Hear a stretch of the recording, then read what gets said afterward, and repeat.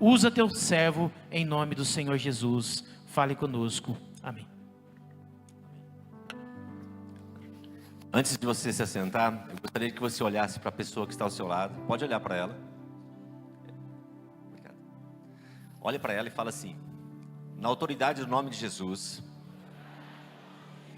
Não, peraí, você está falando na autoridade do nome de Jesus, então você tem que falar com autoridade, né? Então diga assim: na autoridade do nome de Jesus, eu declaro sobre a sua vida, Atos 3,16, pela fé no nome de Jesus, você acaba de receber a perfeita saúde, para que todo o propósito do Senhor se cumpra na sua vida e através da sua vida. Amém? Você pode aplaudir o Senhor. Amém. Agora você pode se assentar.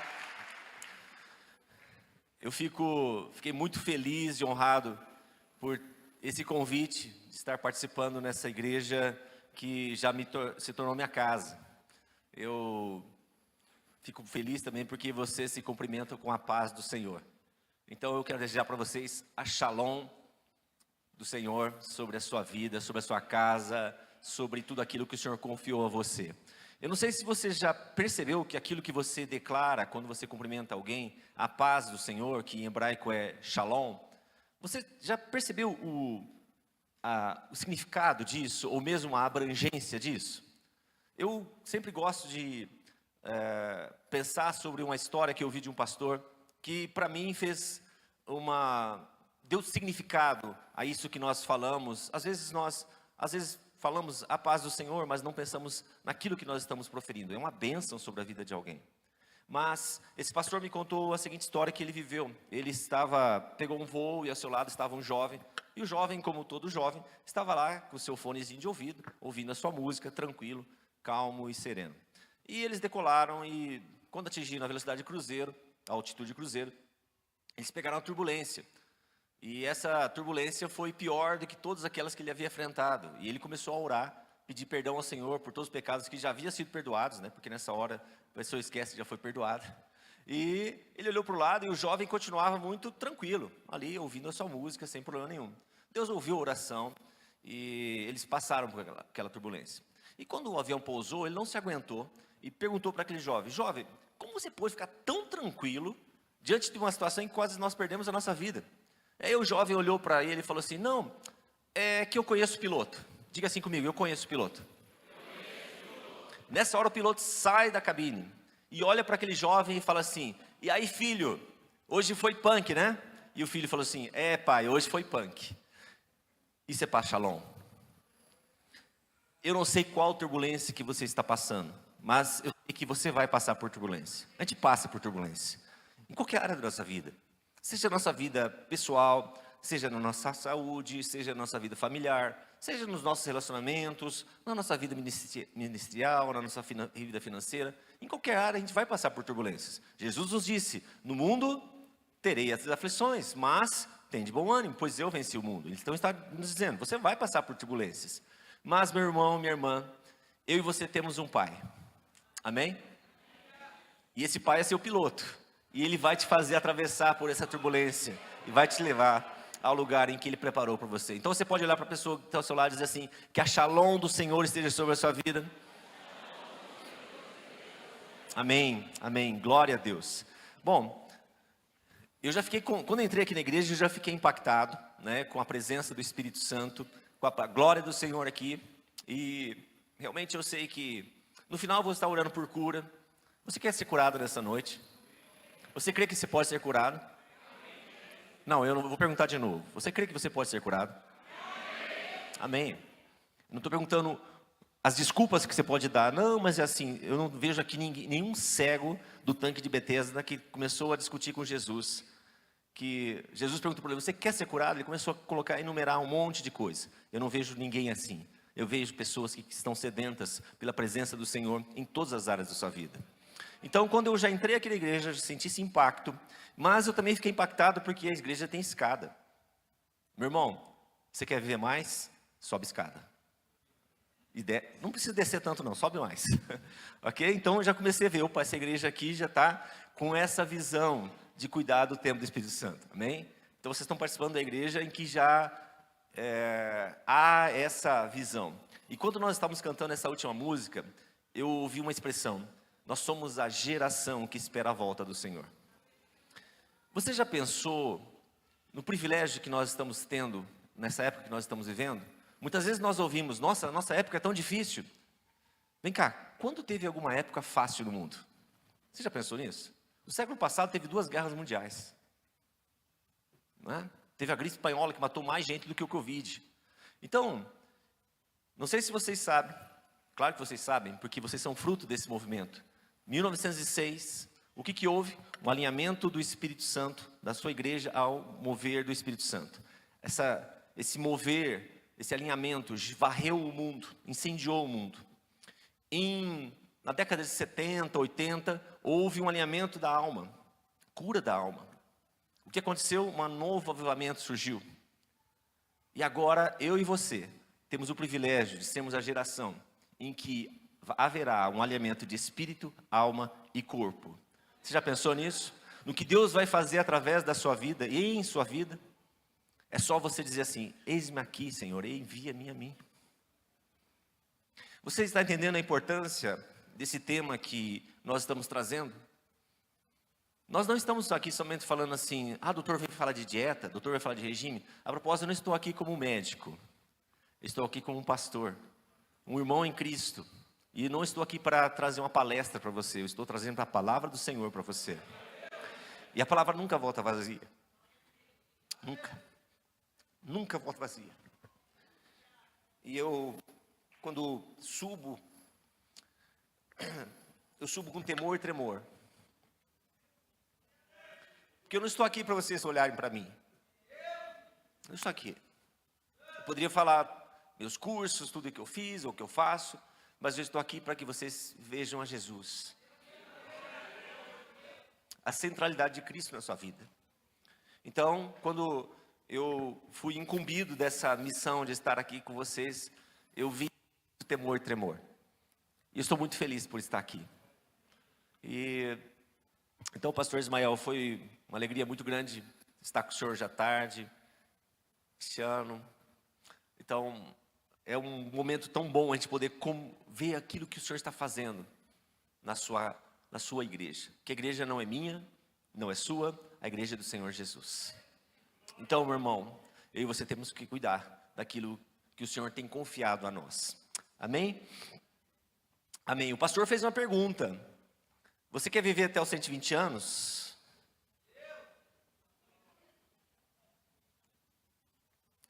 Eu não estou ouvindo direito. Você quer viver até os 120 anos? Amém? Mas na hora que o pastor falou, eu percebi que alguns não disseram glória a Deus, disseram misericórdia. Não é assim? Por quê?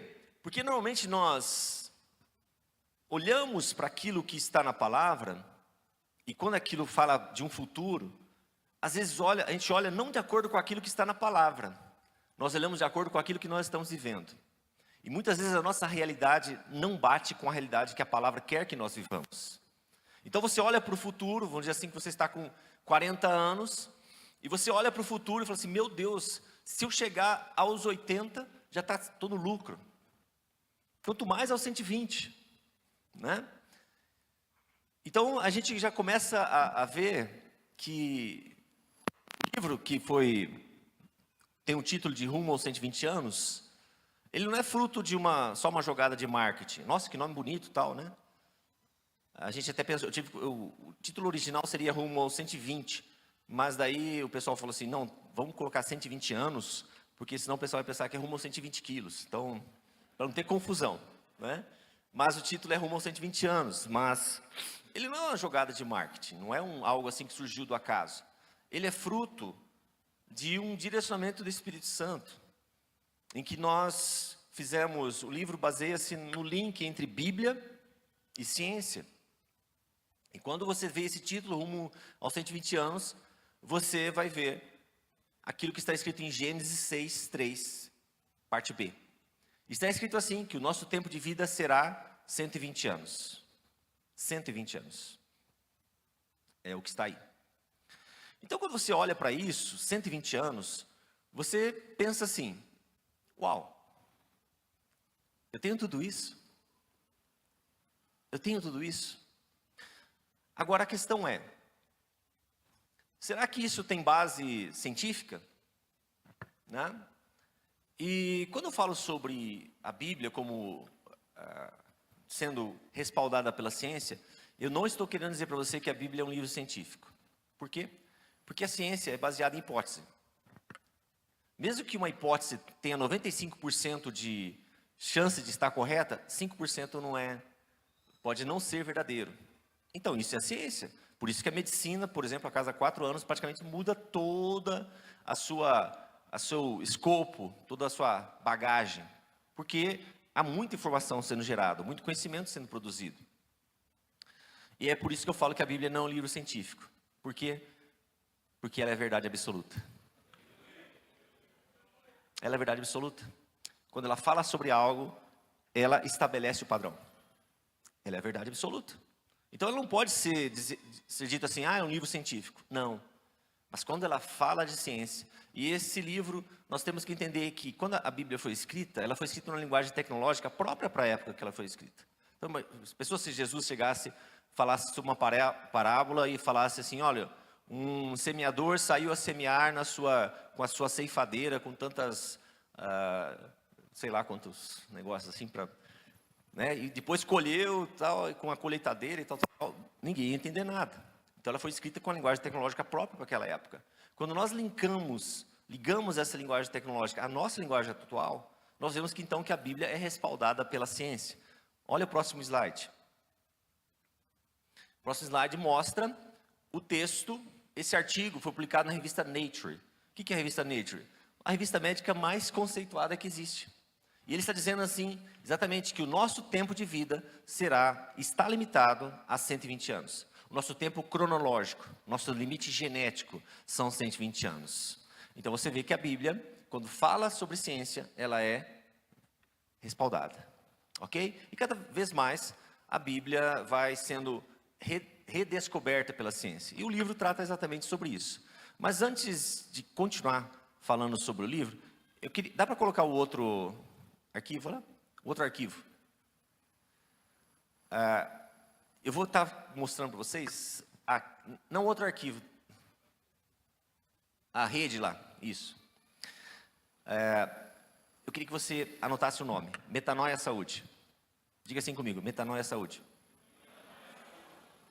Vocês falam aqui em línguas, né? Então eu sei que parece que o nome é meio estranho, mas Metanoia Saúde. Olha lá, ó.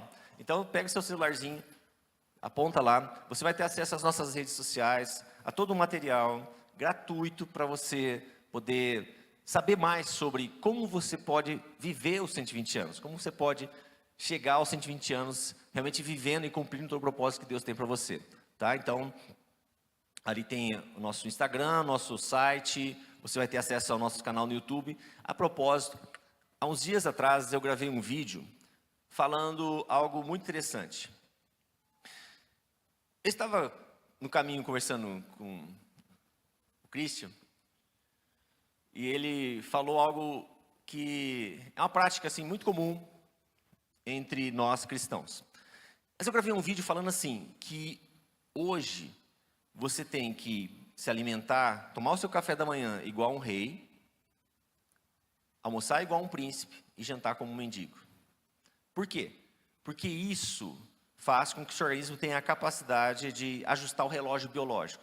Eu e você temos um relógio, tá? Não precisa ser necessariamente esse aqui não, nem o do seu celular. Nós temos um relógio biológico, o seu organismo funciona de acordo com o horário do dia. Tem hormônios que são fabricados de dia, tem hormônios que são fabricados à noite. Então, quando você começa a se alimentar de uma forma que não é ajustada a esse relógio biológico, o que vai acontecer? Você bagunça o relógio biológico.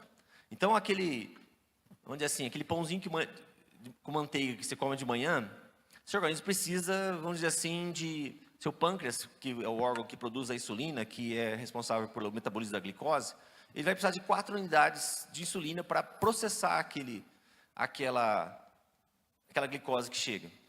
Se você comer o mesmo pãozinho à noite, o que acontece à noite? Qual que é a mensagem que o seu organismo recebe à noite? Não é dormir? É dormir.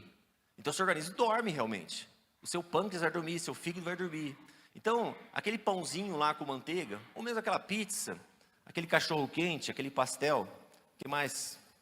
Pode falar, pessoal. Lá em Curitiba tinha um costelão 24 horas, né? Então o pessoal saía do culto e ia 24 horas lá. Mas aquele carboidrato lá, que era de manhã era só 4 unidades de insulina, à noite manda mensagem, ó, chegou comida aqui, chegou glicose, tal. O seu pâncreas está dormindo. Então a sua glicose, do seu sangue, a glicemia que estava lá em 90, foi para 110, o pâncreas não acordou. Foi para 140, não acordou. Chegou em 160, ele acorda todo assustado, porque aí desperta o sinal de perigo. Aí o que acontece? Em vez de produzir 4 unidades, ele tem que produzir 40. E aí isso faz com que seu fígado fique, o que está acontecendo? Que loucura que é essa? O que vai acontecer? Ele vai ter que armazenar.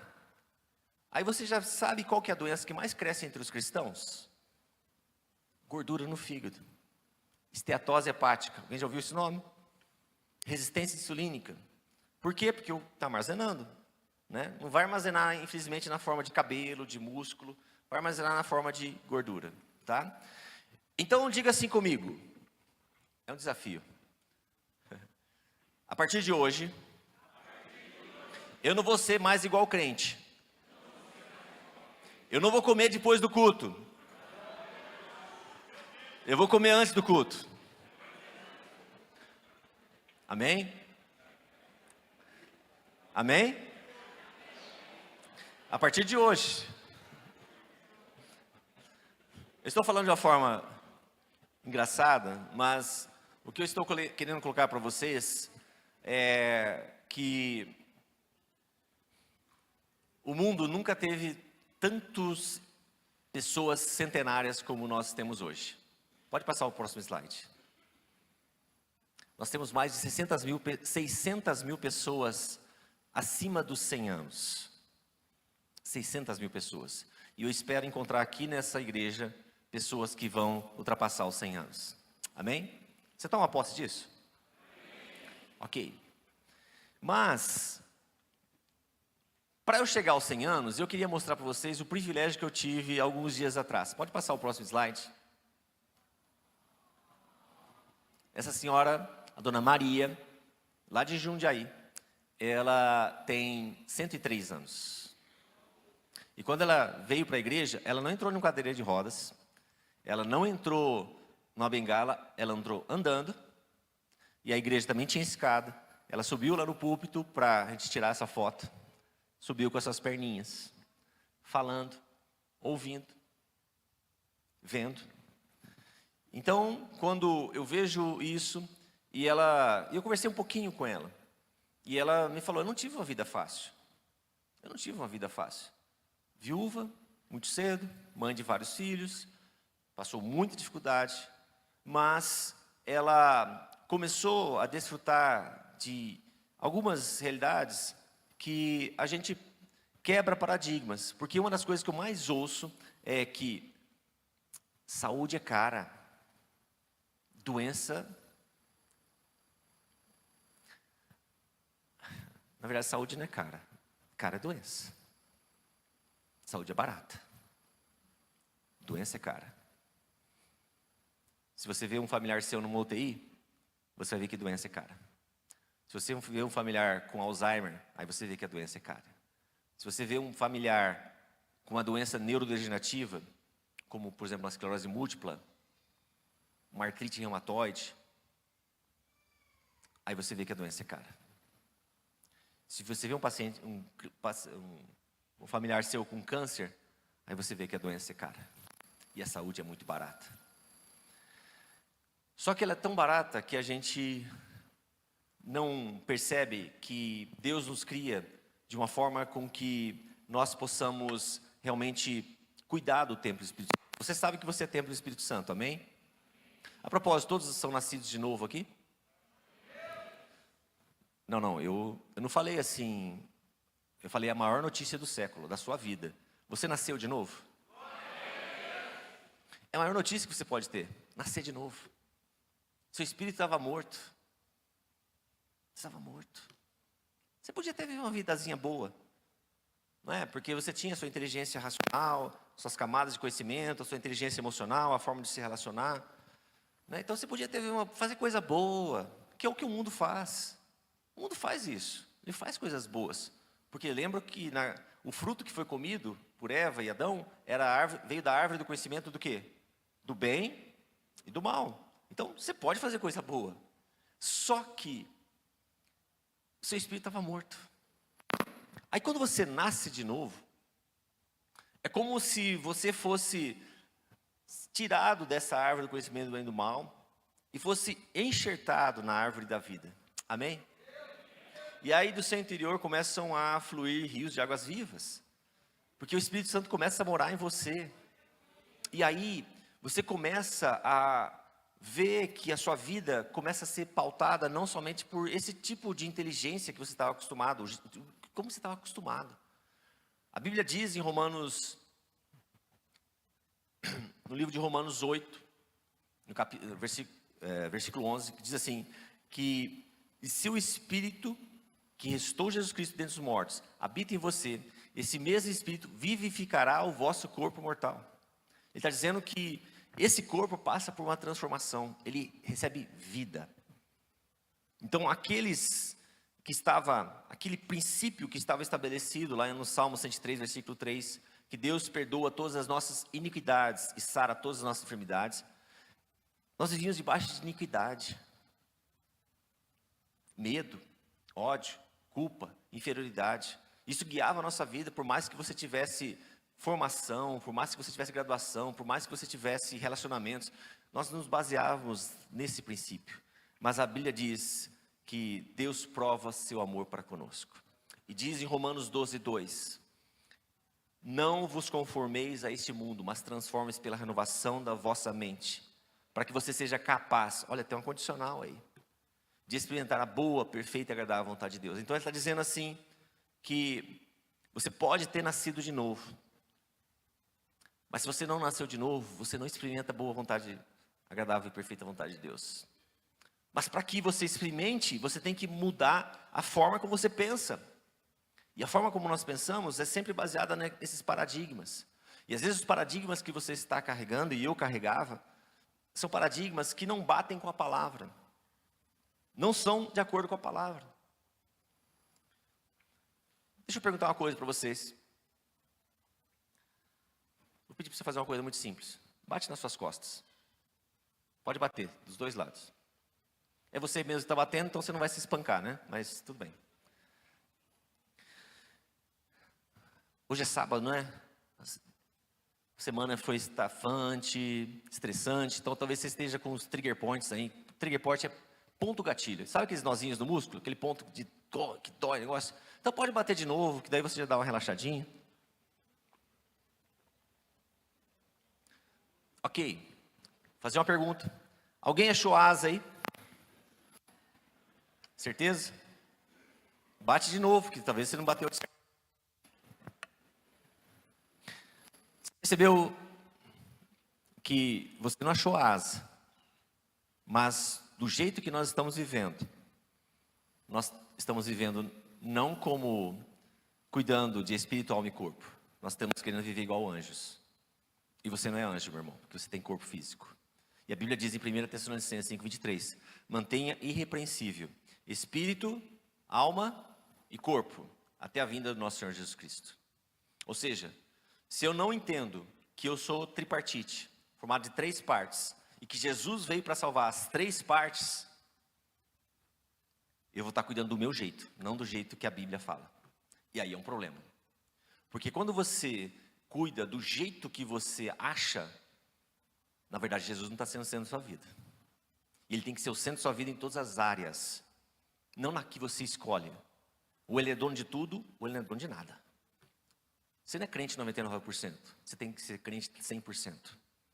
A 99% tá bom? Não, porque Jesus deu tudo por você. E o mínimo que você pode dar é o tudo seu. Então, quando você olha para aquilo que o Senhor está nos despertando hoje, em olhar para o corpo realmente como templo do Espírito Santo, e aí você parar de cuidar do corpo do jeito que você acha, mas sim do jeito que o Senhor preparou na sua palavra, as coisas começam a mudar. Porque você não se baseia mais em diagnósticos, que muitas vezes são sentenças. Porque se você não sabe quem você é em Cristo Jesus, meu irmão, você continua andando debaixo daquelas raízes de iniquidade. Se você não sabe que pelas pisaduras de Jesus você já foi sarado, você toma posse disso? Amém? Então diga assim, pelas pisaduras de Jesus, eu já fui sarado. Então já que você é um profeta do Senhor, olha para a pessoa que está ao teu lado e diga assim, pelas pisaduras de Jesus, você já foi sarado. Então ele está dizendo que você já foi sarado. Salmo 103, versículo 3. Ou seja, o Senhor estabelece um novo tempo para você. Mas se você não sabe quem você é em Cristo Jesus, você às vezes chega diante de um diagnóstico, você vai no médico, o médico então pede os exames, faz o teu exame físico, faz a anamnese, pede exames complementares, e aí chega para você e fala assim, por exemplo, olha, você é hipertenso, você é uma pessoa que tem diabetes, e aí você não sabe que pelas pisaduras de Jesus você já foi sarado. Então a única coisa que você é sarado. Você pode estar com sintomas. Você entendeu isso? Diga assim, eu não sou doente. Eu não tenho doença. Eu posso estar com sintomas. Mas na autoridade do nome de Jesus, eles serão recolhidos. Vocês estão a posse disso? Porque quem fala que eu sou e eu tenho, tomou posse. Bom, se tomou posse, você vai para a palavra e fala assim, nossa, lance sobre Deus a vossa sociedade, você só vive ansioso. Quer dizer, você olha para a palavra, acha tão linda aquela promessa, e só que você não consegue desfrutar disso, por quê? Porque você continua pensando da forma antiga.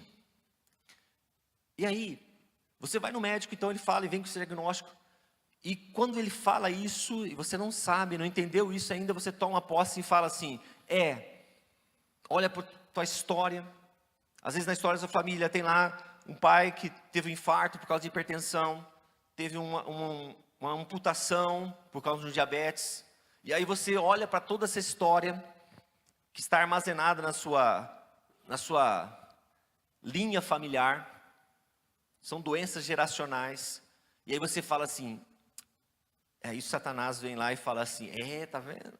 Olha o que você é aí. Lembra da tentação?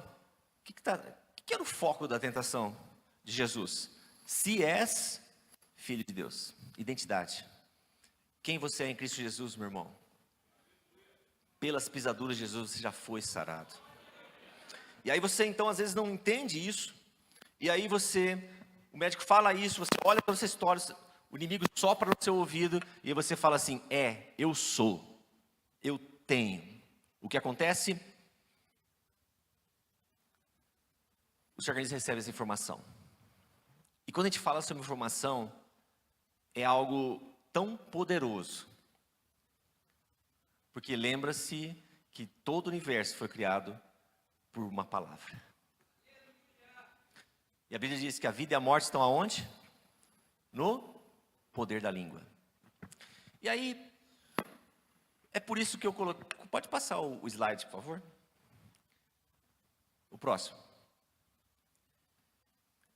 Eu coloquei esse slide só para vocês entenderem essa questão do poder da palavra. Daqui a pouquinho eu volto lá no médico. Pode passar o próximo.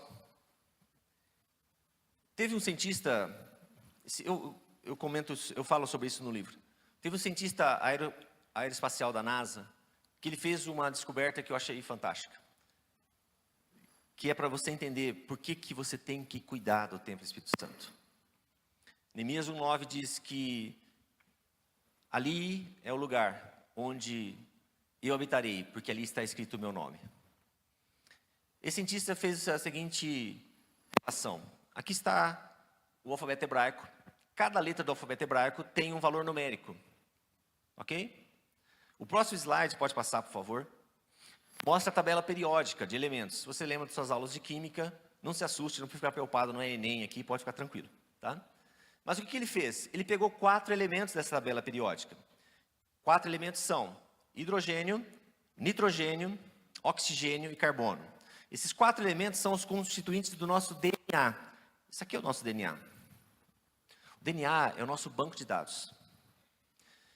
E tem tanta informação aí, que só para você entender, cada célula do nosso corpo tem 23 pares de cromossomos. Cada par de cromossomo tem uma quantidade de informação correspondente a 4.000 livros. Cada par de cromossomos. Só que cada célula tem 23 pares de cromossomos. Então você pega 4.000 multiplicado por 23 dá o quê? 92.000 livros. Em uma célula, 92.000 livros, de 500 páginas cada um. Só que, qual que é a conta que nós temos que fazer? Nós temos em média 100 trilhões de células. Depende da pessoa, 100 trilhões de células. Mas vamos arredondar para ficar fácil a conta. Então, multiplica então 92.000 por 100 trilhões. Vai dar 9,2, aí você coloca 18 zeros. 9,2 elevado à 18ª potência de informações, de livros, que o Senhor colocou as informações dos céus. Meu irmão, você não é fruto do acaso. Evolucionismo é uma balela científica. Não existe. Você é fruto de um design inteligente, de uma mente inteligente, que te pensou, que te criou, que te formou. E aí, quando Deus nos cria, o que o cientista fez? Pode passar o próximo slide. Ele fez uma correlação. No nosso DNA só tem aquilo, só tem carbono, só tem oxigênio, só tem nitrogênio e só tem hidrogênio. Aí ele viu o seguinte, essa tabelinha fui eu que fiz, tá? Essa aí pelo menos é a minha parte. Ele viu assim que os povos antigos, eles diziam que o universo foi criado por 4 elementos naturais, fogo, ar, água e terra, né? E ele correlacionou esses elementos naturais com os elementos químicos. O fogo seria hidrogênio, o ar seria o nitrogênio, a água seria o oxigênio e a terra seria carbono. Aí ele pegou a massa atômica desses elementos e correlacionou com as letras hebraicas. Olha que interessante. O hidrogênio, hebraica correspondente é iod. Nitrogênio, ré. Água, que é o oxigênio, vav. Iod, revav. Iod, revav. Yehová. 3 letras do nome sagrado de Deus.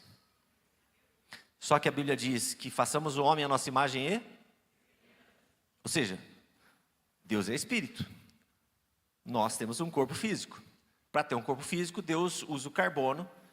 A letra hebraica correspondente é Gimel. Então a expressão é Yod Revav Gimel. Diga assim comigo, Yod Revav Gimel. Sabe o que significa isso? Pode passar o próximo slide. É o que está escrito em cada célula do seu corpo. Deus eterno dentro do corpo. Cada célula do seu corpo está escrito isso. Por isso que a Bíblia diz, todo ser que respira, cante e louve ao Senhor. Ela está dizendo assim, cada célula do seu corpo, ela tem que andar ou fluir na frequência dos céus. E a frequência dos céus, meu irmão, é louvor, é gratidão. Gratidão. Quando você murmura a sua célula e você aceita aquela palavra e diz assim, eu sou e pertenço, eu sou isso, sou aquilo, o que está acontecendo? Você saiu da frequência dos céus. Mas quando você entende, o médico chega para você e fala assim, exatamente esse diagnóstico, você é isso, tal. Você fala assim, para. Pelas pisaduras de Jesus eu fui sarado. Eu posso estar com esses sintomas, mas eu recebi uma casa nova. A partir de agora, doutor, o senhor pode me passar todo o tratamento que o senhor que precisar. Porque a partir de agora eu vou só limpar a casa. Amém? Você entendeu a diferença? Você tomou posse? Não tomou posse. Você declarou quem você é em Cristo Jesus e colocou então a fé em ação. E a fé vem pelo ouvir e ouvir a palavra de Deus. Meu irmão, você está aqui ouvindo a palavra de Deus. Se você sair daqui achando assim, não, eu fui lá para ouvir uma palestra sobre regime. Meu irmão, você não entendeu nada. Você não está aqui para receber informação. Porque você não é destruído por falta de informação. Você é destruído por falta de conhecimento. Informação você tem muita. Mas conhecimento é quando a informação que você recebe passa pelo filtro do Espírito Santo e ele diz assim: haja assim, funcione assim. Ela sai daqui e entra aqui. E aí quando isso acontece, você começa a ver que há uma palavra rema na sua vida, uma palavra de...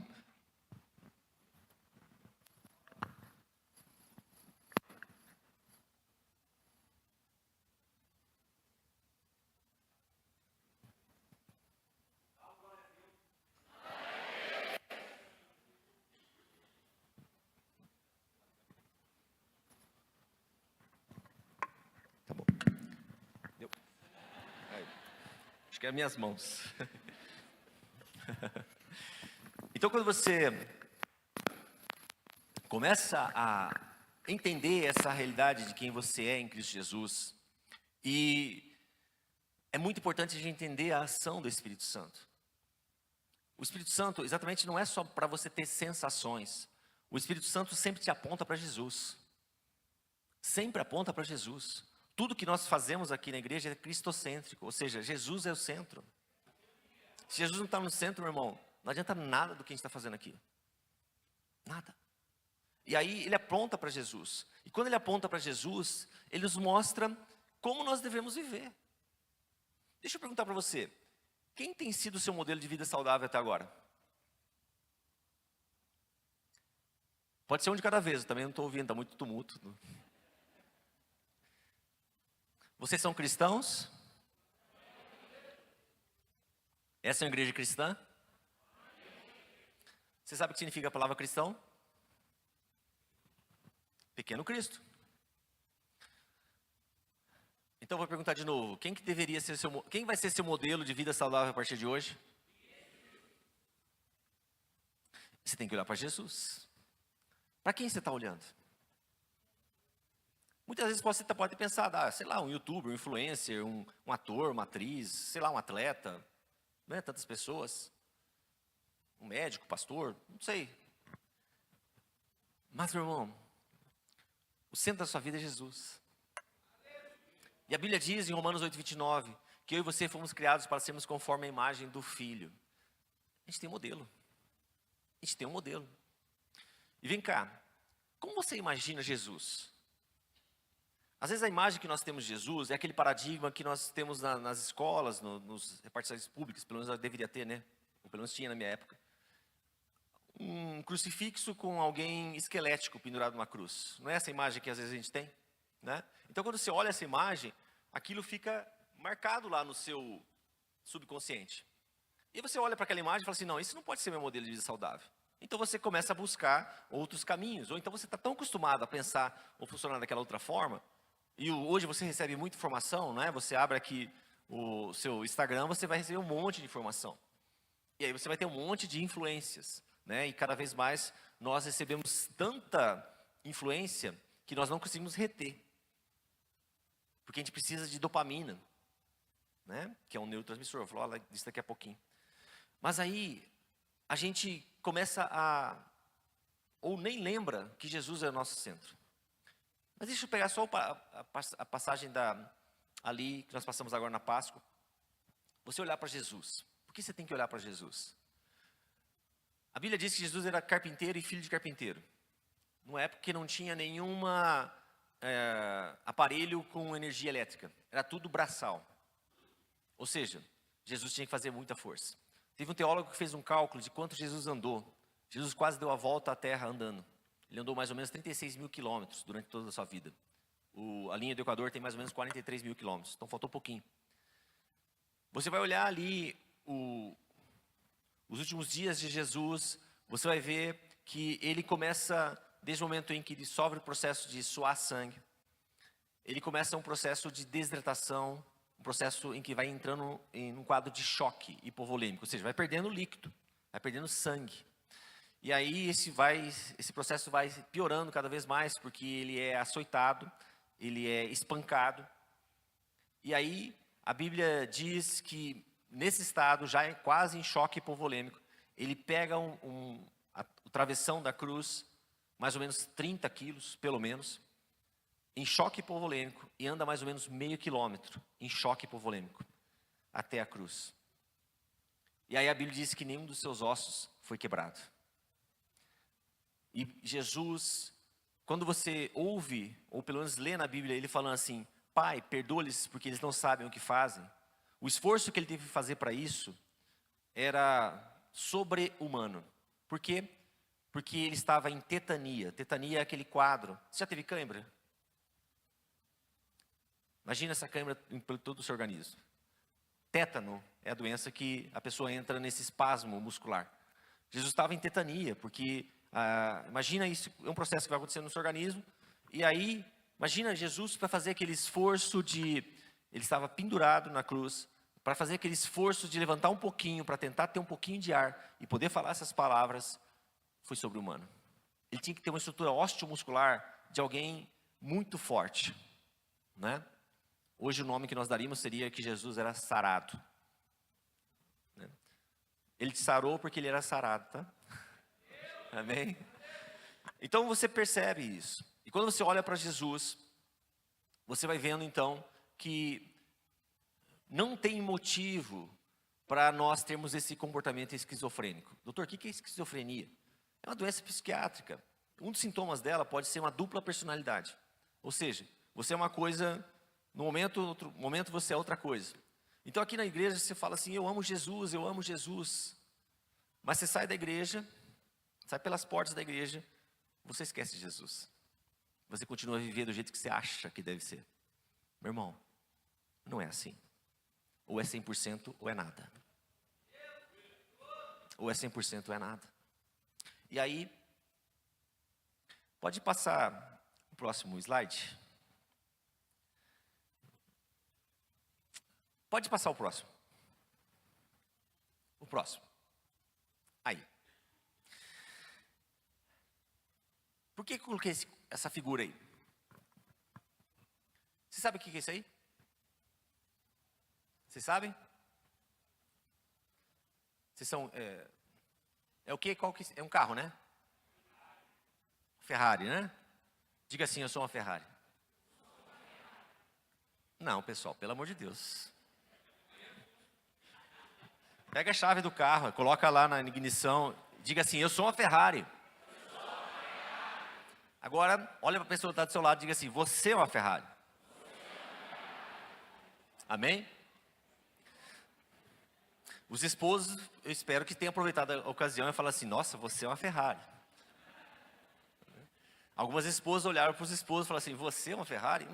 Tá. Ok. Mas por que eu coloquei essa figura? Porque como a Ferrari, eu e você somos a obra-prima da criação. E Jesus é a obra-prima da criação.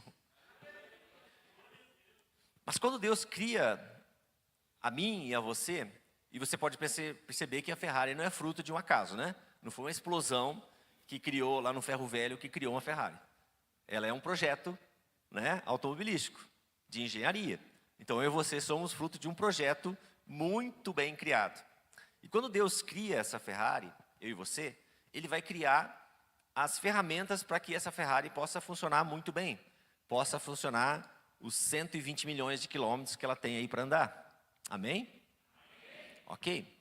E aí, diante de tudo aquilo que eu falei, como que você acha que você está cuidando dessa Ferrari?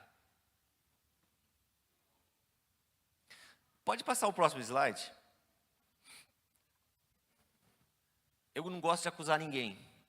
Porque as pessoas, às vezes, falam assim, nossa, doutor, o senhor é magrinho mesmo. Aí eu tinha 29 anos, tá, pessoal? Então você vê que primeira coisa, eu era hipócrita, né? Porque como médico, você fala sobre saúde, né? Trabalha com saúde. Então eu falava mais ou menos aquela coisa, faça o que eu falo, mas não faça o que eu faço, né? Então, como minha primeira formação, eu sou pediatra, eu trabalhava numa cidade interior, eu morava, e eu fazia plantões e trabalhava no dia seguinte, então fosse 36 horas direto. Quando eu chegava em casa, eu achava que ia descansar, o que acontecia? O telefone tocava, eu tinha que voltar lá para trabalhar. Eu vivia muito tempo durante isso, essa rotina, que era totalmente inumana, desumana, né? E há uma estatística, uma pesquisa feita pelo Conselho de Medicina, mostrando que os médicos vivem menos que a população em geral. As mulheres médicas vivem 10 anos a menos que as mulheres em geral, por causa desse ritmo altamente estressante. E eu estava vivendo nesse processo. E aí, o grande problema é que, como vocês acham que eu estava cuidando dessa Ferrari? E eu sou terceira geração de batistas, eu nasci em ser evangélico, berço evangélico. E cristão, eu era líder na igreja, eu era vice-presidente da igreja. Aí eu participava do louvor, ministério de louvor. Eu até criei coral, pessoal. Fiz o jeito lá, criei coral, regia coral. Fazia um monte de coisa, tinha ministério de família, tinha ministério de filhos, tinha células, tinha tudo. E eu comecei a olhar para os meus amigos médicos. Um deles teve um infarto, outro deles teve uma embolia pulmonar e outro teve que fazer uma cirurgia na coluna que ficou parado quase 6 meses. O próximo da lista era eu. E aí eu comecei a ser confrontado pelo Espírito Santo. E aí, sabe aqueles versículos que você vê durante toda a sua vida, só que começa a saltar nos seus olhos? Por isso que a Bíblia é uma palavra viva, né? Porque às vezes ela vai falar para você. Eu sei que ela está falando para cada um aqui de uma forma diferente. Eu sei disso, porque eu sei que ela nunca volta vazia. E aí, começou a saltar alguns versículos. E um deles foi: eu vim para que tenham vida e vida abundante. João 10:10. Aí aquilo me quebrou. Aquilo já começou a me quebrar. E aí, um outro versículo que saltou foi 2 Coríntios 5:10.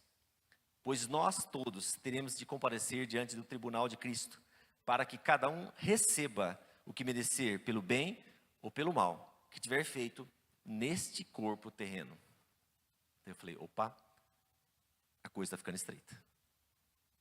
E aí você começa a olhar para esses versículos e começa a ver o Senhor falando com você. E quando o Senhor fala com você e te toca em algo, eu não estou aqui, meu irmão, para te apontar dedo, não estou aqui. Porque quem vai te convencer do pecado e do juízo é o Espírito Santo.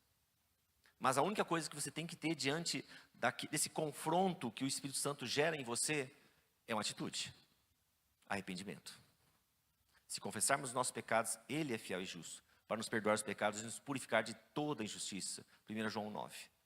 Se você não tem essa atitude, você veio para cá, achou bonito, vai receber uma oração, uma palavra, vai ser curado, mas aquilo não mudou a sua vida. Continua da mesma coisa. Isso eu tive que fazer. Eu fui impactado por essa palavra. Eu dobrei meus joelhos, pedi perdão ao Espírito Santo por aquilo que eu estava fazendo com o templo dele. Eu falei assim: Senhor, a partir de hoje, eu não vou mais sobreviver, eu vou viver. Eu vou viver. E aí, com isso, nessa época eu já estava fazendo medicina ortomolecular.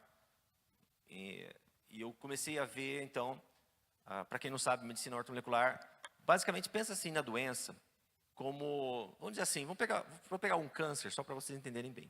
Tá? Vamos usar a figura de uma árvore. Então, tem a raiz da árvore, o solo, o tronco, o galho, e lá na pontinha tem um fruto que estragou. Isso seria, por exemplo, o câncer, ok?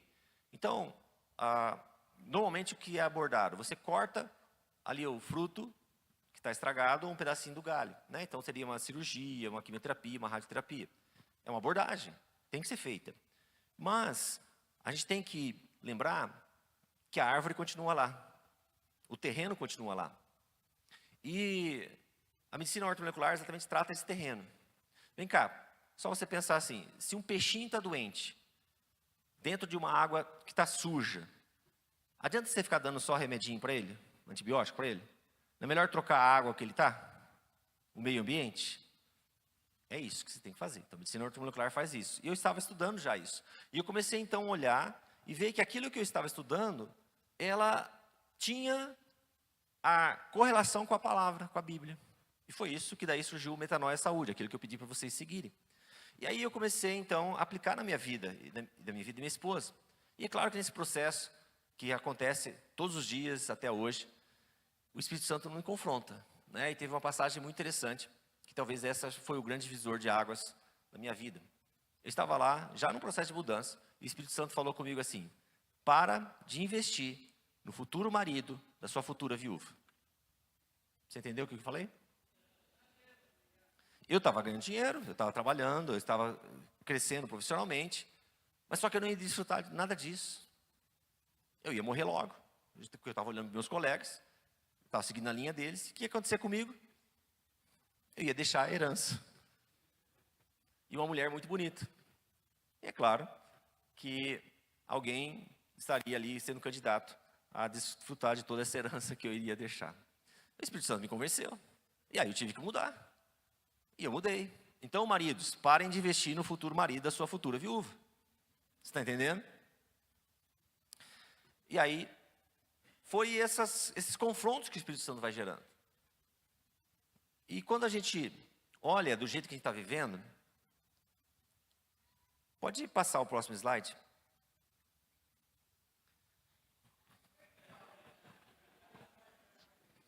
Você entendeu? Eu e você somos uma Ferrari. Mas eu mostrei a minha figura para você entender. Que eu não quero acusar ninguém. Só para você entender o que eu passei. E o que Deus fez na minha vida, Ele vai fazer na sua vida também. Só que eu vivi igual um Fiat 147. Vem cá. Se você é uma Ferrari. E quando eu falei para você, fala que você é uma Ferrari. Você ficou assim, eu sou uma Ferrari. Né? Ou nem falou. Quer dizer, você nem... E eu uma Ferrari? Imagina, olha o jeito que eu estou vivendo. Se você é uma Ferrari, mas você pensa igual um Fiat 147, como que você vai cuidar dessa Ferrari? Igual uma Ferrari, igual um Fiat 147? Igual um Fiat 147. Você vai colocar nesse carrinho aí, esse carrinho não vale nada não, eu vou colocar peso aí, a dedéu. Então você vai sobrecarregar toda a suspensão, os amortecedores, você vai estourar tudo, vai estourar sua coluna, vai estourar seu joelho, né? Vai estourar suas articulações, seus tendões, tudo vai estourar. E é claro que se você colocou muito peso, o motorzinho dele não vai aguentar, né? Não vai aguentar, né? Você vai colocar qualquer gasolina.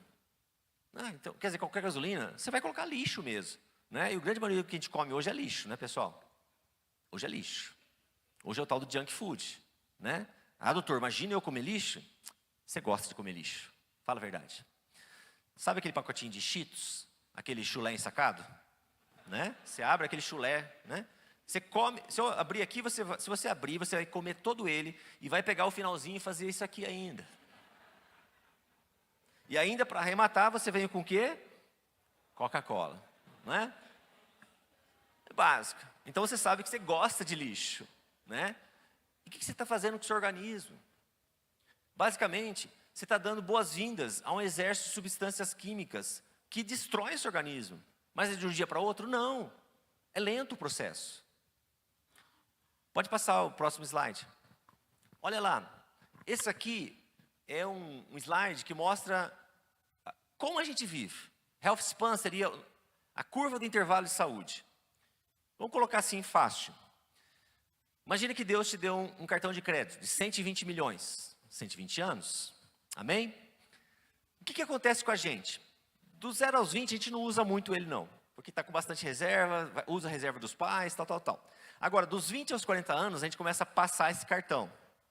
E você passa esse cartão na idade produtiva, 20 aos 40 anos. O que acontece dos 20 aos 40 anos?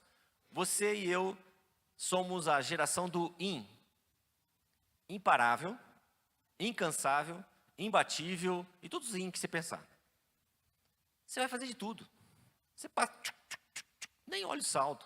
Então você come qualquer lixo que tiver, você não vai dormir, você não sabe lidar com o estresse, você é o tal do bateu, levou, né? Não leva desaforo para casa. Não, eu sou não pode falar isso comigo que eu, mimimi e tal. Não sabe reagir, não aguenta pancada, não toma água, né? Não faz atividade física, né?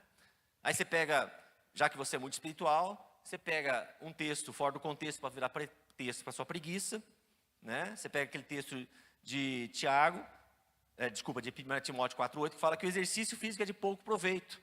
Aí você já pega essa passagem e fala assim, nossa, não é para fazer nada. Mas a Bíblia está dizendo assim, a piedade, porém, para tudo é proveitosa, porque tem promessa na vida presente e na futura. Piedade é para a vida presente e futura. Exercício físico é para a vida presente. Vamos fazer uma comparação. Se eu fosse comparar, tanto de gente tem nesse auditório, caberia na minha casa ou na sua casa? Então é muita gente. Mas se tanta gente que tem aqui num estádio, é muita gente? Entendeu? Vida presente é a minha casa. Vida futura é o estádio. Então, para a vida presente, o exercício físico tem validade. Uma das coisas que eu quero que você tenha capacidade é igual a Dona Maria, chegar lá aos seus 102 anos, 103 anos, independente, andando, com o seu coração fortezinho, para te levar aonde que Deus queira. E aí, olha o que acontece, você chegou nos 40 anos, acabou o seu limite. Você tem que pagar a conta, a fatura chegou. Você não tem dinheiro para pagar o principal. O que você vai fazer? Começa a pagar juro. Né? E aí, acaba o dinheiro para pagar o juro. Você entra em concordata, entra em falência, né?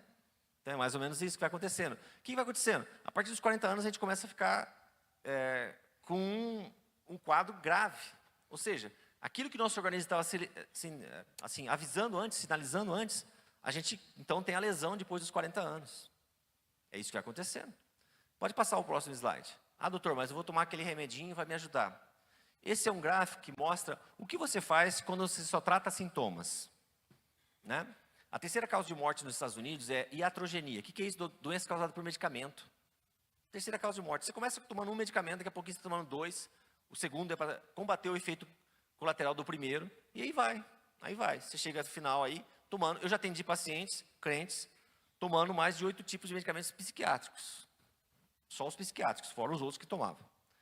Então, você vai percebendo que a gente começa a conviver com a doença. Ou seja, você vive mais? Não, você sobrevive. Ok? Por quê? Imagina, vou usar a seguinte figura para você entender. Imagina que você está andando no seu carro, lá na sua Ferrari, que você cuida como Fiat 147, e acende uma luzinha vermelha no painel. O que você tem que fazer quando acende uma luz vermelha no painel?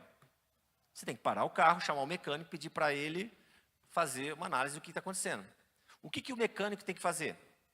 Abrir o motor, pelo menos. Né? A tampa do motor para ver o que está acontecendo ali. Mas o motor, esse mecânico chega e fala assim, não, fica tranquilo. Eu sei o que está acontecendo.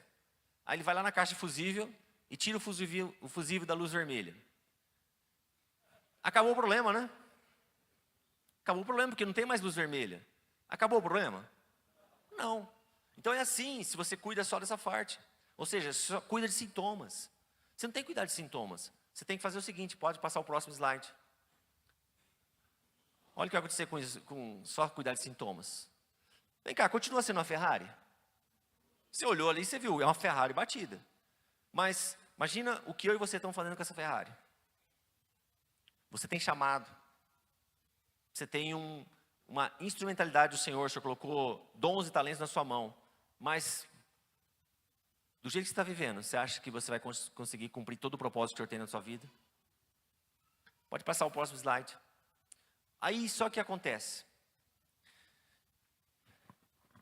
Você começa a ser sensibilizado pelo Espírito Santo para manter irrepreensível espírito, alma e corpo. Isso não começa aos 40 anos. Isso começa, na verdade, você pensando na geração futura. Hoje nós temos na medicina os 1000 dias dourados de ouro, que começa no momento da fecundação e vai até os 2 anos. É o período que a Bíblia diz que ensina a criança no caminho que ela deve andar e nunca mais se desviará dele. Ou seja, se você investe na sua vida, já pensando na geração futura, o que vai acontecer com os seus filhos? Eles terão uma vida saudável, uma vida longa. E aí, olha o que acontece. O que está acontecendo aí? A Bíblia fala, e eu falo no livro, sobre Caleb. Já ouviram a história de Caleb? Caleb em Josué 14, ele chega para Josué e fala assim, olha, eu recebi uma palavra, uma promessa de Moisés quando eu tinha 40 anos, de receber como herança Hebrom.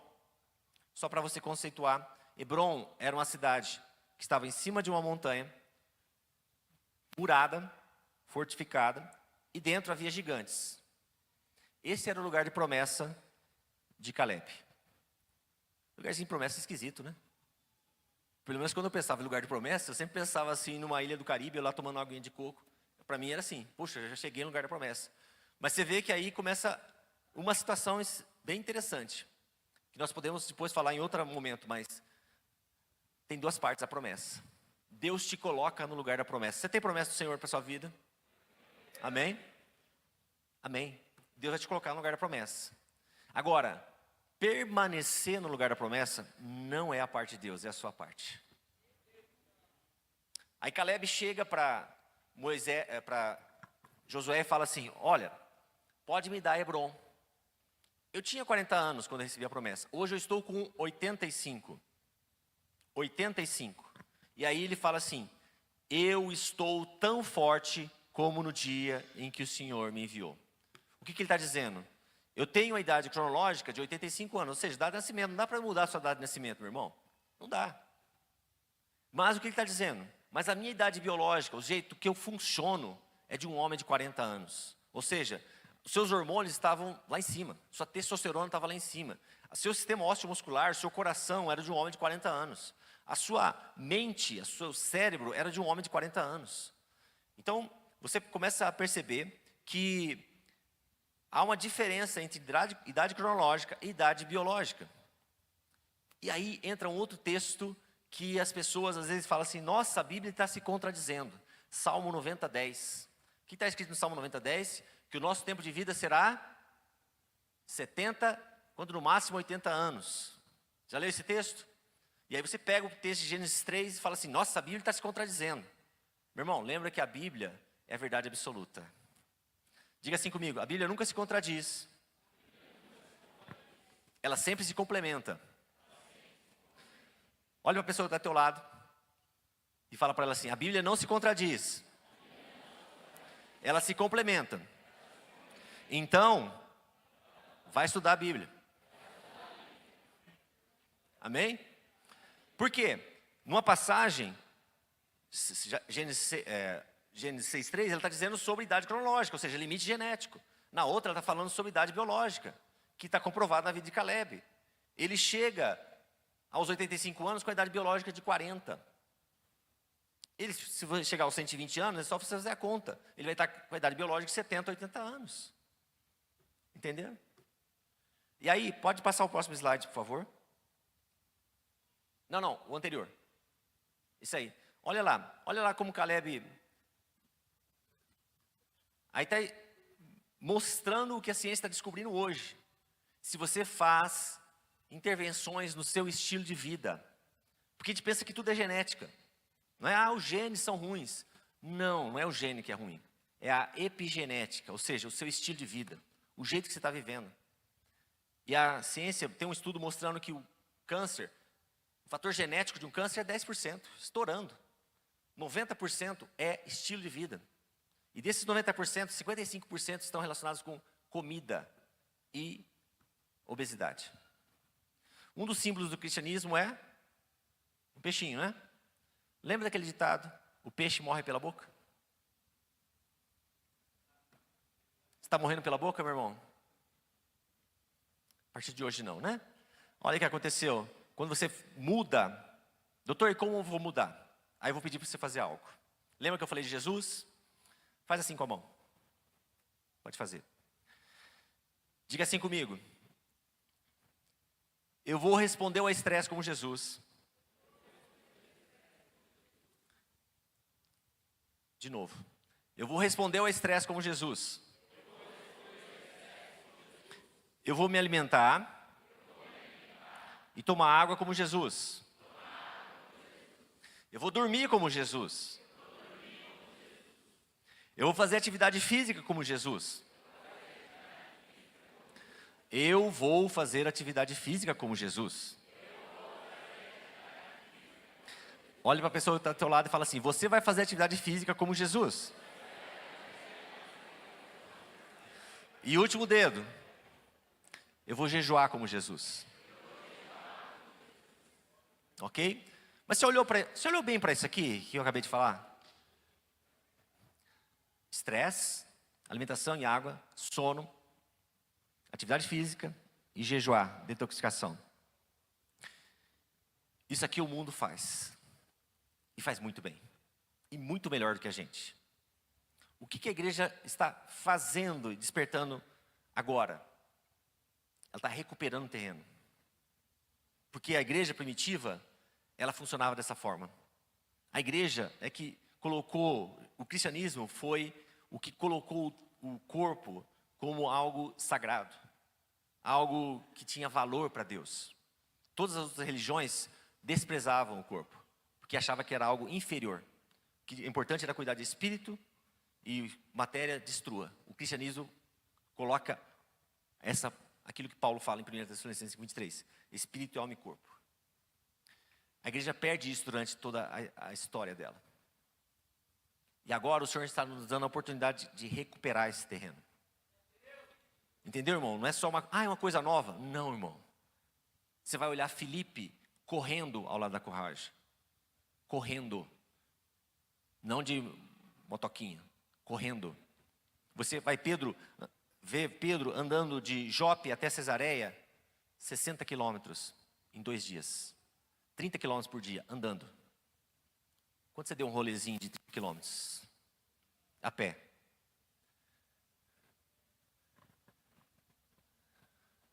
Você está entendendo? Está entendendo o que está acontecendo conosco? A chance que o Senhor tem nos dado hoje para nós podermos recuperar esse terreno. Só que o mundo tem isso aqui. Mas o mundo não tem isso aqui. Você fez isso aqui? Vamos fazer de novo. Faça, meu irmão. Quando alguém fala para você fazer, faça. Tá? Não é porque aqui é para você estar debaixo da direção do Espírito Santo. Faça. Né? Diga assim, eu vou responder ao estresse como Jesus. Eu vou me alimentar e tomar água como Jesus. Eu vou dormir como Jesus. Eu vou fazer atividade física como Jesus. Eu vou fazer atividade física como Jesus. Olha a pessoa do teu lado e fala assim, e vou te ajudar a fazer atividade física como Jesus. Eu vou jejuar como Jesus. Ok? Então, você já tem um parâmetro, você já tem quem é o seu centro, quem é o seu modelo. Só que o mundo faz tudo isso aqui, só que ele não tem isso aqui. Diga assim comigo. Eu amarei o Senhor meu Deus, de todo o meu coração, com todas as minhas forças e com todo o meu entendimento. Isso aqui é a Ferrari. Isso aqui é o motor da Ferrari. Você entendeu? Glória a Deus. Glória a Deus. Então, se você tem isso aqui, você tem motor, meu filho. Você muda o mundo. E hoje é seu começo. Você toma posse disso? E uma coisa que eu aprendi, que o pastor Márcio Valadão, que foi meu pastor durante 12 anos, eu tive o privilégio de cuidar dele. Ele falava para mim, filho, não despreze os pequenos começos. Diga para a pessoa do teu lado, não despreze os pequenos começos. Hoje pode ser o seu pequeno começo.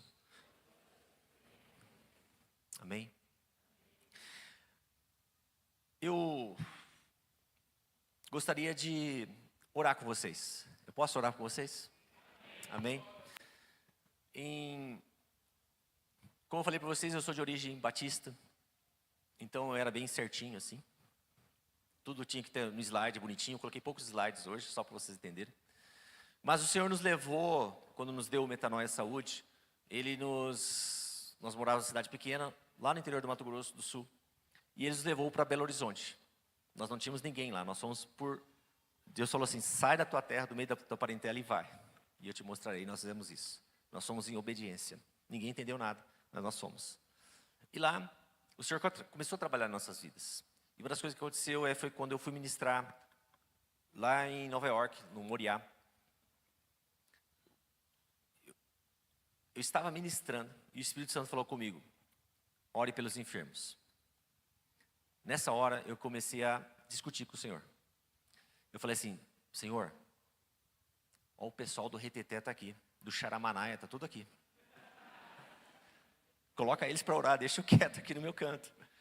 E o Espírito Santo falou comigo de novo, ore pelos enfermos.